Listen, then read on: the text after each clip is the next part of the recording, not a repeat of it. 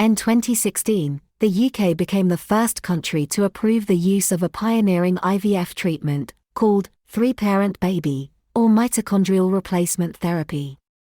This therapy enables parents with rare genetic diseases to have healthy babies.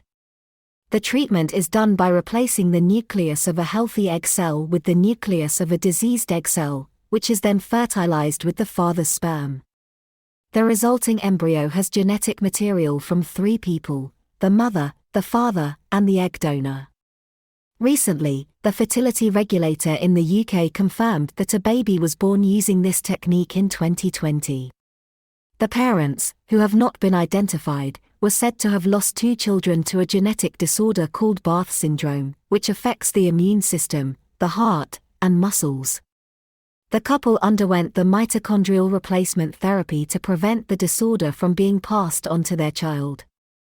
The procedure has been controversial due to ethical concerns around genetic modification, and is illegal in many countries.